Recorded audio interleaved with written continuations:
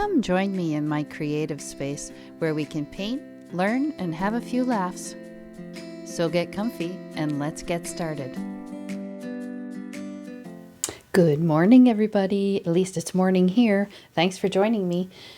Today I thought I would try my hand at naive painting and do a bit of folk art. So we'll get into the discussion in a minute, but I want to tell you how I'm getting started. I have masked out with my green masking tape some trees, which will soon represent maple trees. Now you don't have to do this. I do want to have a little bit of a free hand with doing the background. So I have chosen to do some masked out trees, just a few of them. There's no one perfect way to do it. I just thought one right there would be a nice addition. The rest I'll do with the paint. This is the first time I'm attempting this style of painting. So while I wet my upper third of the paper, I will tell you what I've learned. Folk art it's an art form, like it could be carvings or sculptures or whittling or painting or any pottery. That can all be folk art, and it usually depicts like your daily life or any kind of cultural significance in your community.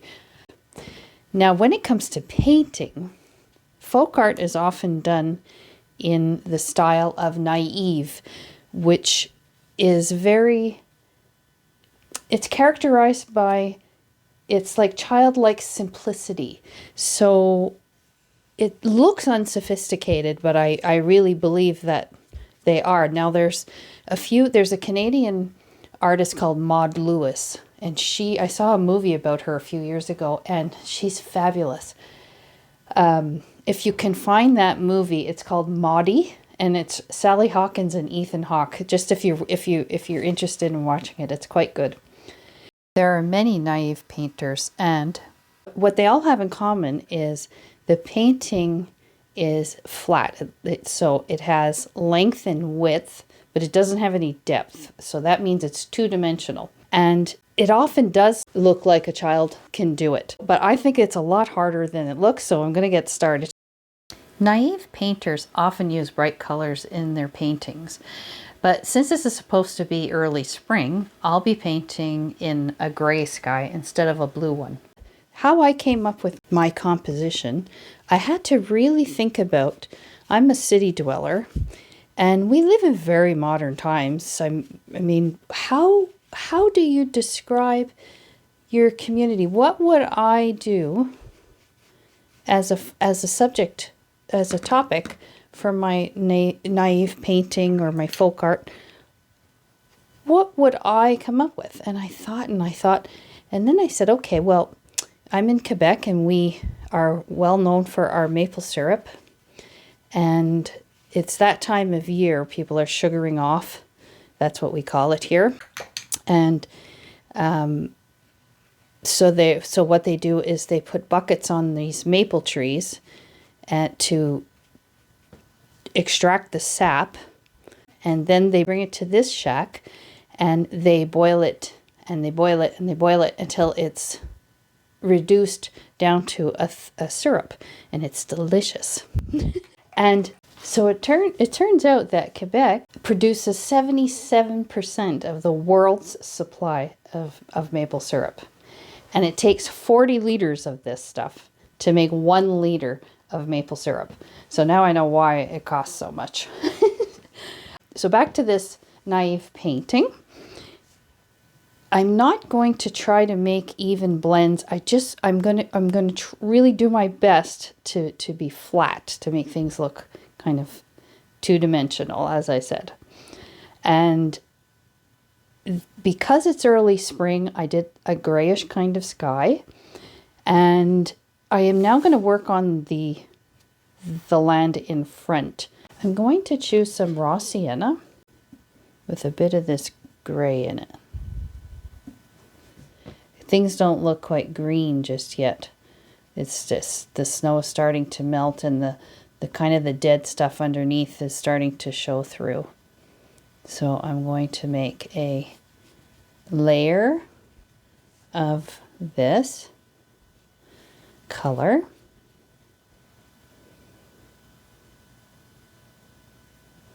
And of course, with watercolor, you have the challenge of having things not bleed into each other. Whereas with other mediums, I could just paint right away. I could paint right up against this and not worry about it. So I think this naive painting would be a little easier in a different medium, such as acrylic or gouache.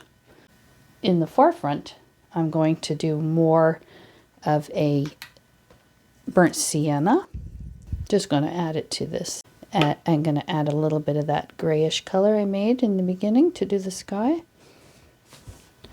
And I'm going to go there. I'm going to sharpen up these lines again later, because despite it being a naive painting, I'm still working with watercolor, so I am going to work in layers. Just trying not to allow it to bleed too much there. So I have to really think this. I really have to think, how would I do this without it looking so sophisticated? Not that my work is very sophisticated, but compared to the naive painting, and I quite like naive painting. If you're not sure what it is, just type it into Google and search it. Some of it is extremely sophisticated, but I know what they're referring to when they use the term unsophisticated.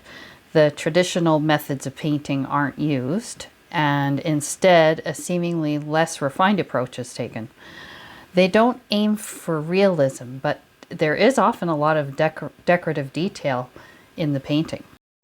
And in the front, right towards me, I'm going to make this a more brown color. And I think the way I'll do that is I'll use a bit of indigo. There we go. And it's just a slight change in color right there.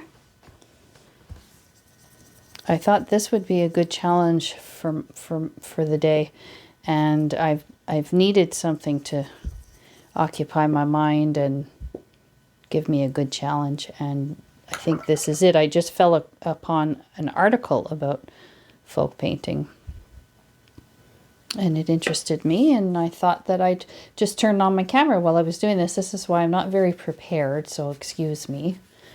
I just thought this might be something you'd want to look at. You might be interested in. I can't really do anything more than this until I dry it.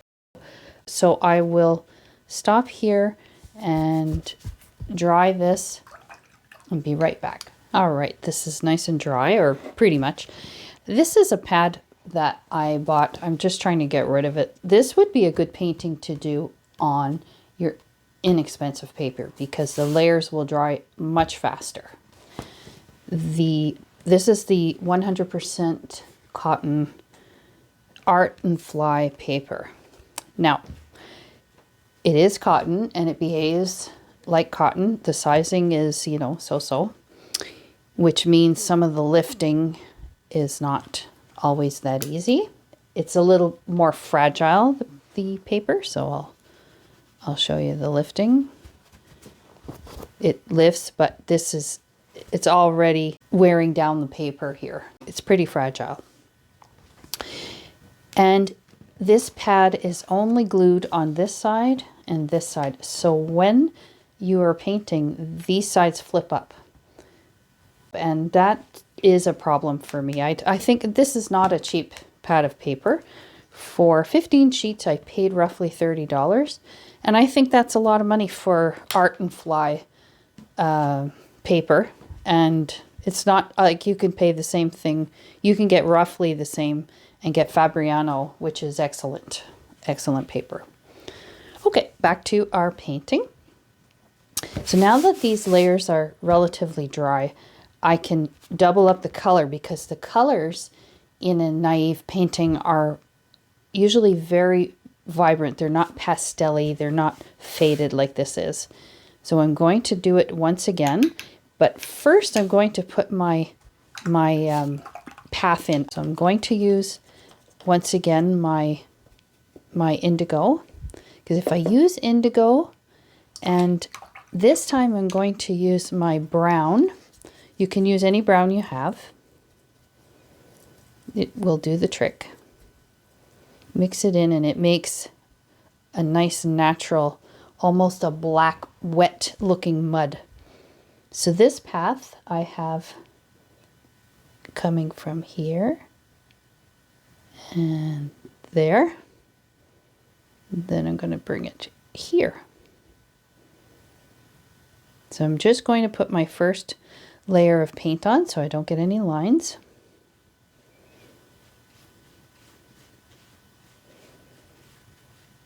Now, when you're trying to paint something that's two-dimensional, it doesn't mean it has no character to it. It doesn't mean that your path is completely straight like this.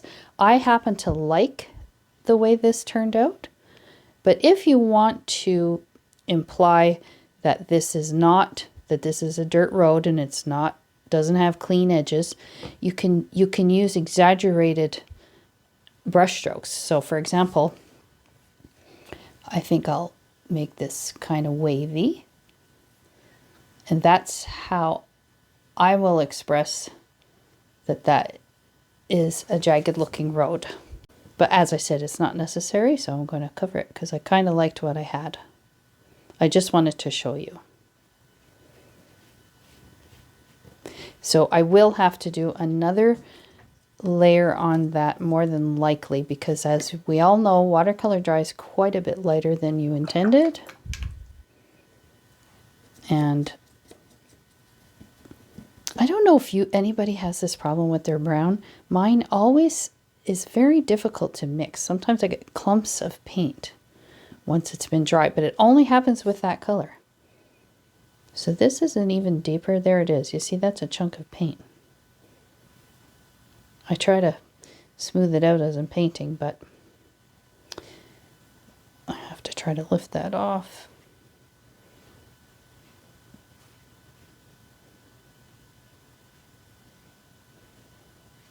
Okay.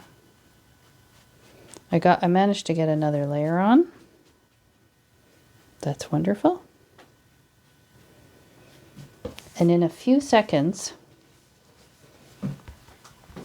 I'm going to use my same brush, and I'm going to use a watercolor technique that we've often used. I'm going to wet my brush, sponge it off with my paper towel, and I'm going to lift out some tire tracks. Whoops, I think they should have come over here more. So I'm lifting that out. Rinsing my brush, because you want to make sure that your brush is clean when you do this. And you push a little harder as you're coming closer and closer to the road, to the front of the painting. Just gonna, there. And then of course it gets so that you can't see the difference between the tracks. So we'll leave it like that. It's hard not to fiddle. Once again, I'm going to go in with a layer of everything that I've already put down, because I do find it looks a little bit pale. Be sure to take the time to have 2 jars of water, because your water will get pretty mucky fast using these colors.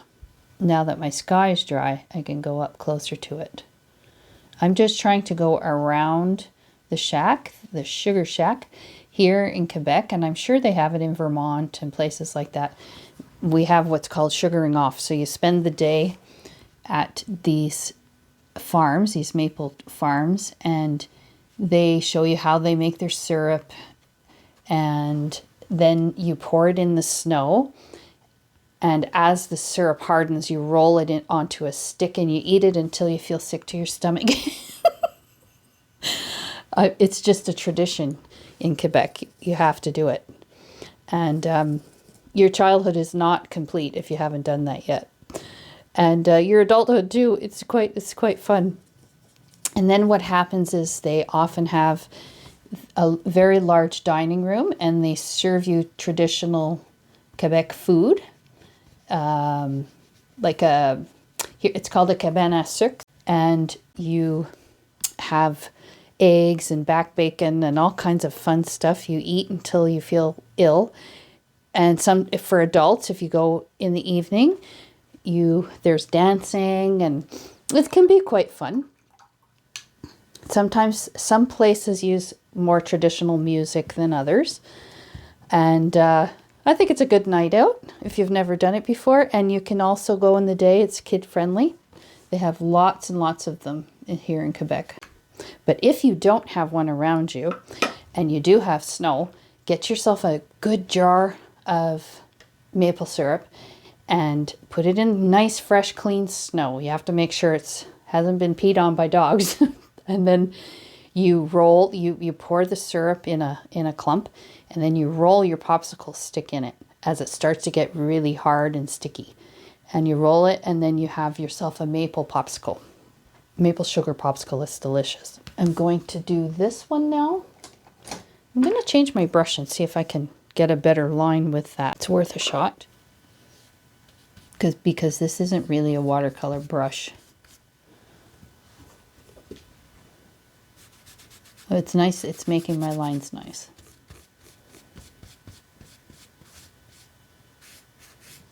I got a lovely comment from Sienna, and it was just so lovely to hear that she likes my videos and the format. As you do these things, you're not aware of what your audience is really interested in watching or listening to, because if you don't get feedback, you can't possibly know. I mean, you're just guessing. And if you look at the statistics from YouTube, it says that how many of my viewers are from the States, and some are female and some are male. But I don't know how they would know that, because I never told YouTube that I'm a female, so I don't know how they would know who's a female and who isn't. So I don't really like to go by that. I like to go by you. So if you have things you'd like to see or hear, or, if you find the videos are not long enough or too detailed, or the feedback is great for me. It really is. I really, really appreciate it. My second layer. I'll speed this up so you don't have to watch all this.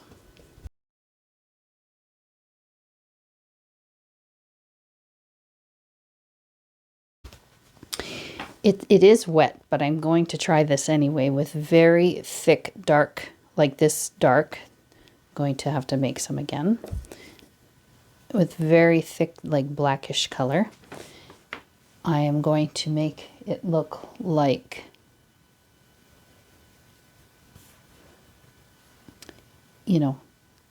there's a bit of dirt around this place. Like that. So I'm trying to be uniform. You know how I always tell you, don't make patterns, don't be so uniform. Now I'm trying to be. Okay, the sky is still dry. I haven't touched that. So I am going to do some distant trees. And they're not in bloom, the trees. The only ones that you would see are evergreens. And I don't think there are a ton on a maple farm. It's mostly maple trees. Everywhere you turn, there's a maple tree. I'm going to use some brown.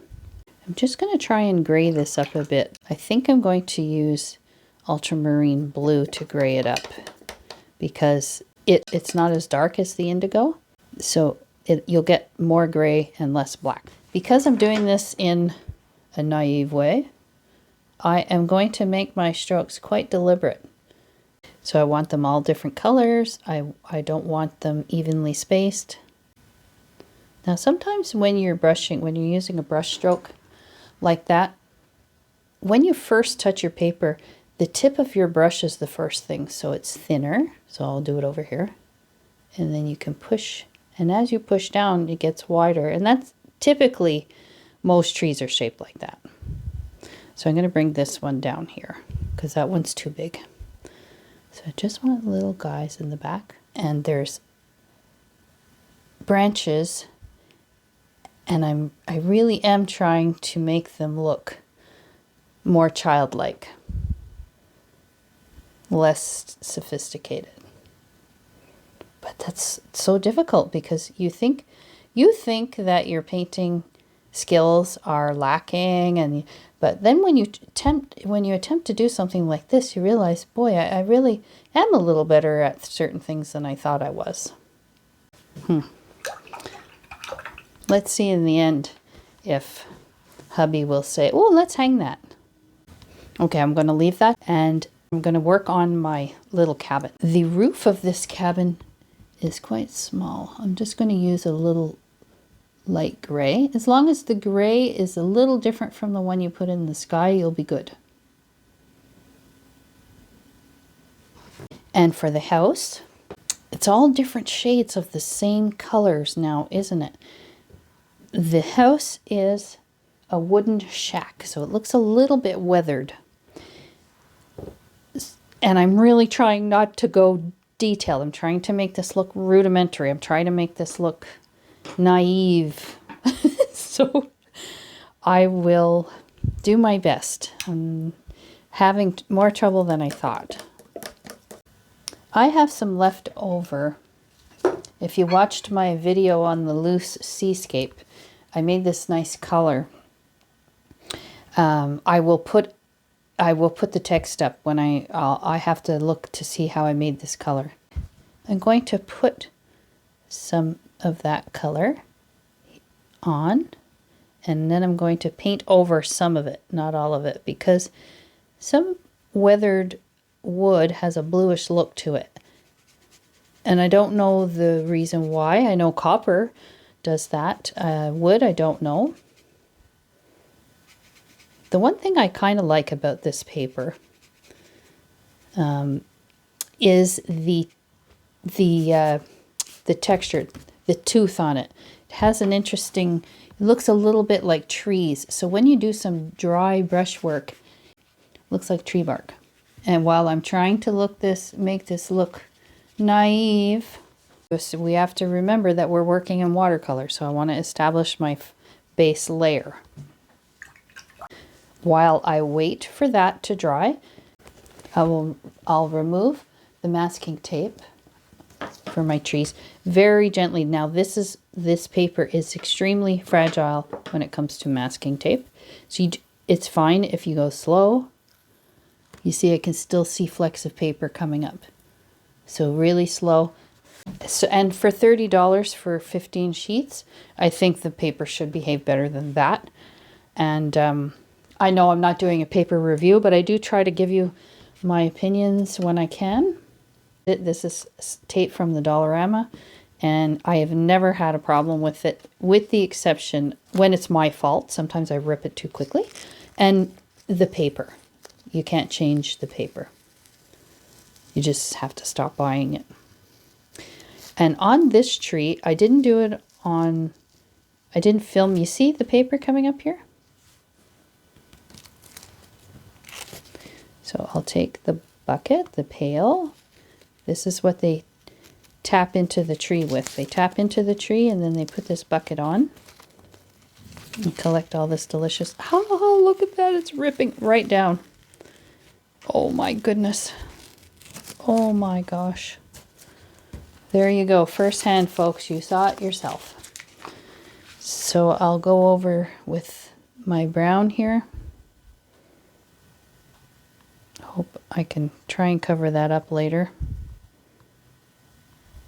Once this happens, your paper is raw. It's like there's no sizing whatsoever where that happens. So there's not a lot you can do. I can try and cover that with some gouache or something later. So the first layer on the trees will be, I think I'm going to use a nice light gray again, like a brownish gray. You can mix the ultramarine. I would use the ultramarine for this. Burnt sienna, so that the brown you get is a little gray. It's a warm gray. So you'll see the difference from the back ones, that this is a warmer gray.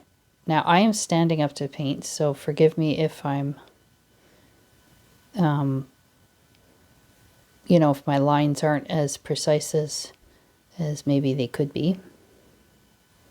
If I were doing a regular painting, I would try to etch some marks into the tree trunk, and I would try my best not to repeat a pattern. This time, because it's a naive painting, I'm going to repeat a pattern. So I'm going to pull my card down. I'm using the corner of my card. If you've watched my videos, you've seen this one before. I've cut all separate sized edges on it. So I'm taking the pointiest one, and I'm trying to etch in very deliberate wavy marks to look like the trunk. And they do have a very patterned look to it. And while that is wet, let's see if the patterns work. I'm going to take some brown, and you can see that the paint is going into the etch. Okay, let's see if we can repeat that. We'll do the smaller tree again. You know, start small. And this is a 9x12 sheet. So if you don't want to, you know, use your good paper, as I said, this would be perfect on less expensive paper. And you can do it on something small if you like working small. I tend to like working a little bit big. Feels free somehow. You don't get the same results though. If you're sitting with your nose in your painting, it turns out a lot different than when you're standing and holding your brush differently. And that's another thing you can test. So you can try this standing up and try that sitting down, and you see the difference. Okay, here comes the pattern. I wonder how Maud Lewis would rate my painting. I really encourage you to look it up and check it out. Her painting is fun, and she lived in this one-room shack her whole life, and her husband was, oh my gosh, maybe he was a typical male of those times, but awful. And they lived in Nova Scotia, and that's all she ever wanted to do was paint, and she painted that entire shack with her artwork. Now this paper does not etch the same either as a better paper, and I suspect, I thought it would, because I mean it rips so easily, and I think that most cellulose paper etches quite well, so you won't have to worry about having that problem. It's a little more brown than the first couple of trees, I think, the layer. Oh, I just missed my bucket. I have a bucket right here. And the reason I'm trying to keep this layer wet is because when you etch into dry paper, it just doesn't work. The effects aren't the same. So that cut out and pasted on look, the one you always try to avoid, is exactly what you're trying to achieve, I think, here. Often that is the look. Bit more blue, teeny tiny bit more gray. Now let's hope that's all still wet up there. If you've missed any edges, you know, you can go in later if you like. Okay, back to the sharp credit card. I wonder if my card is getting soft there now. I think it is. I've used it for too long. Now this is a bigger tree, so the waves are going to be bigger. All the way down.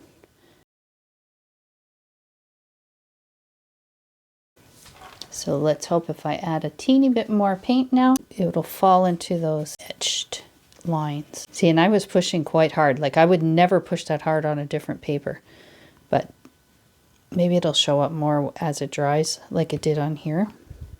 This is dry enough for me to tackle.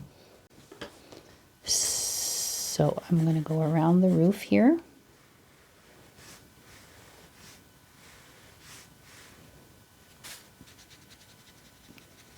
And I'm just making as if there's some floor to ceiling windows. If you've ever been in one of these shacks, you'll know they're pretty, they're not, some of them look like they've been on fire. They're really rough looking, but they just contain like a large vat, and it contains all the maple syrup, and they just boil it. Now I'm going to go in a bit darker here, just because it's the corner and the top.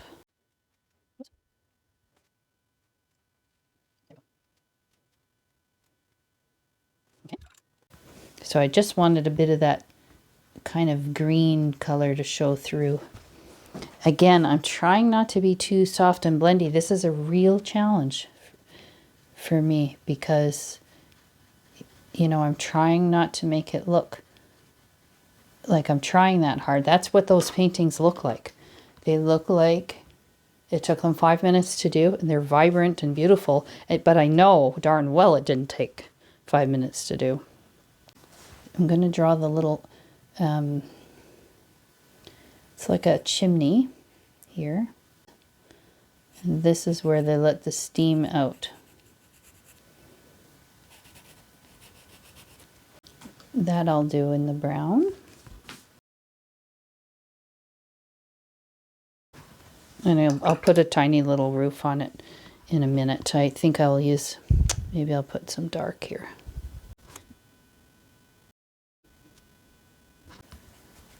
Here I've missed with my raw sienna and my brown. I kind of missed a little bit here. And that's also what, in naive painting, there's very sharp lines. One thing doesn't tend to blend into the other. In the windows, I'm going to use a bit of, I have a pre-mixed, it's called neutral tint. So I just add a teeny bit of indigo into it. I'm going around just to make it look as though there's a window frame, a rough frame here.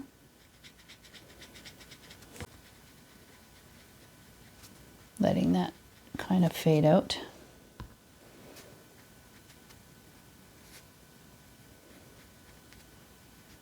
Okay, good enough. And I'll do this little guy too here.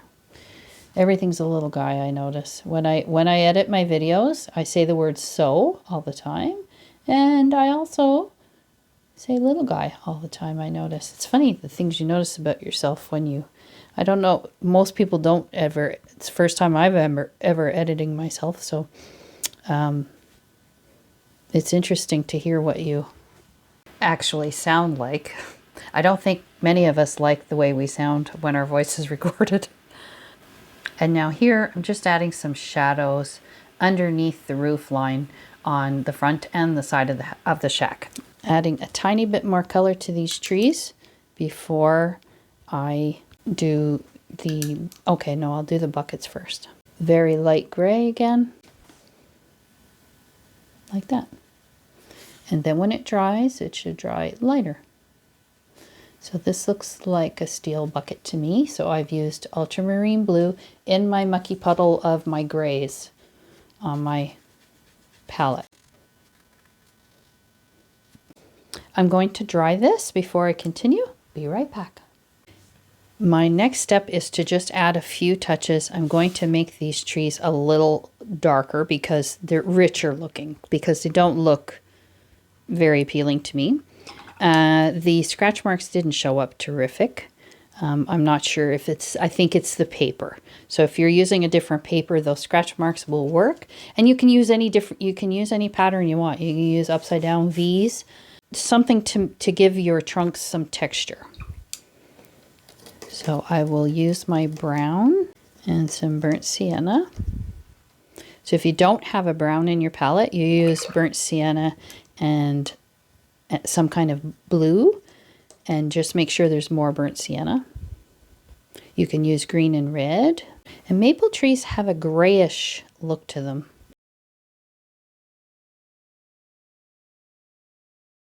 So because I'm doing this in a naive way, my shadows are also going to be done that way.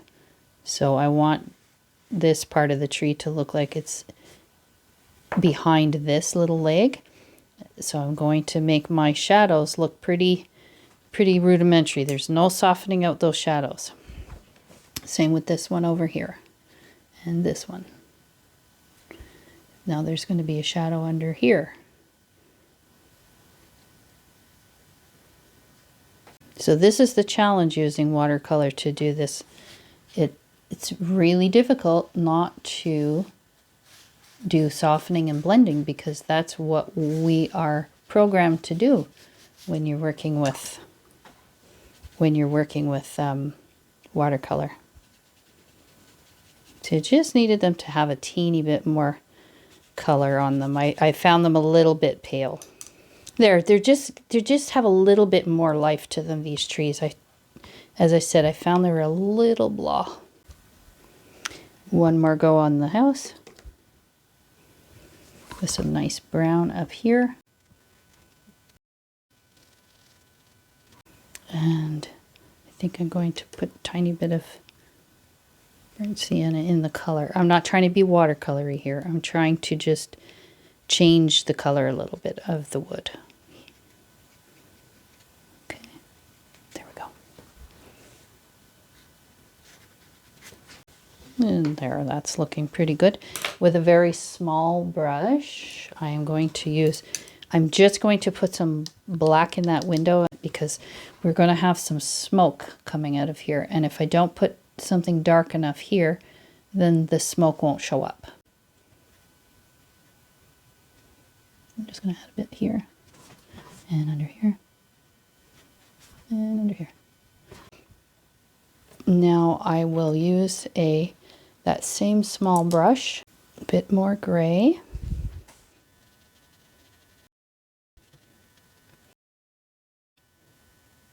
There.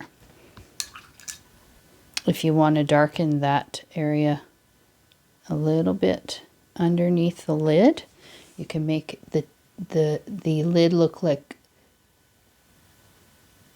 it's a bit open there.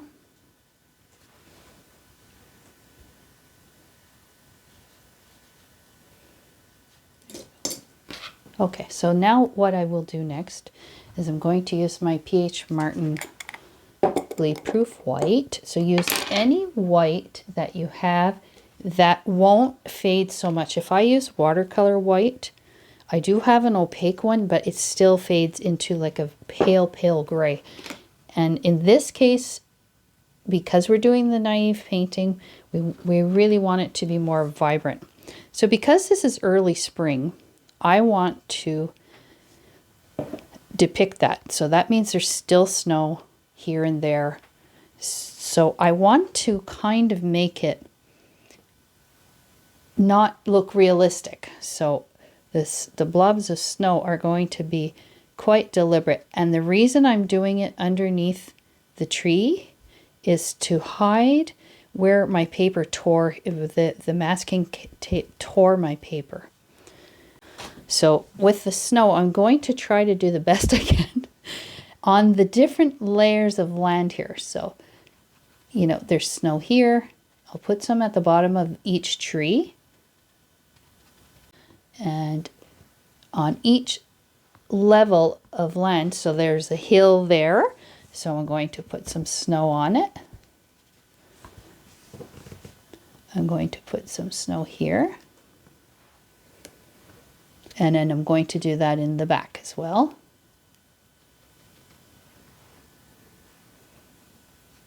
Instead of try to make it look realistic, we're making it look obvious, very, very obvious.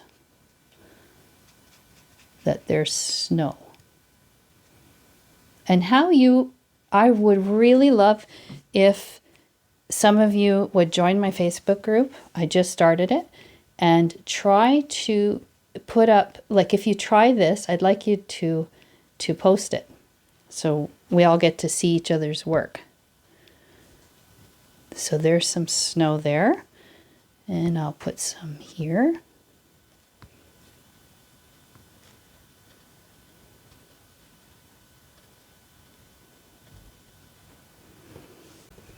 Maybe I'll put some here. The road, I'm going to leave it like that. This is kind of fun, actually, and it is a real challenge. This is a real challenge for me. Just going to put some right there. So you can make these bigger or smaller, depending on how much snow you think there still is. There is quite a lot of snow, I'm sure, still, because we had a lot of snow this winter. And it's quite cold where these maple tree farms, and they are dense. The woods are dense, and so you don't get a lot of sunlight like you would in an open field. So the snow hangs around for a lot longer. Oh, I forgot my smoke. Oh, is that dry enough? Yeah, I think so. You'll know in a minute if it was dry enough. Make sure your brush is really dry when you're using your bleed-proof white. You can dampen it, but try to dry it well. So I'm going to come out here.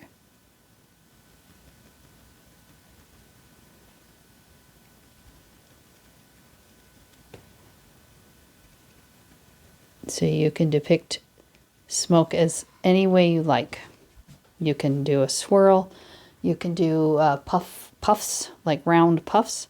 So I'm doing mine this way. I'm going to add a tiny bit more here. Maybe for fun, I should put a little squirrel here wanting to get in the bucket. I think that's a good idea.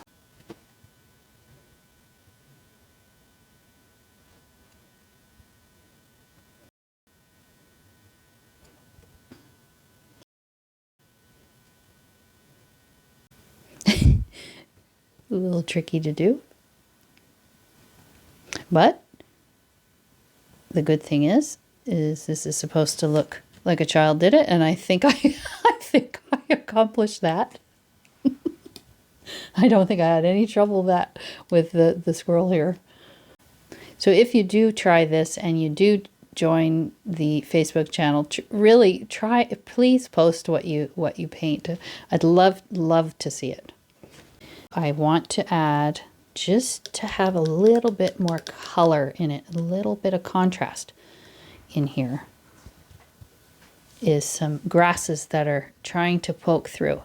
And because I don't want to flick and do my natural sort of grasses that I usually do. So I'm going to go straight up, straight out, and down here.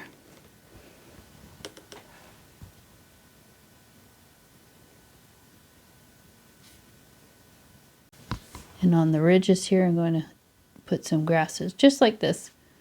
It would have been good if I did this before I put the snow on.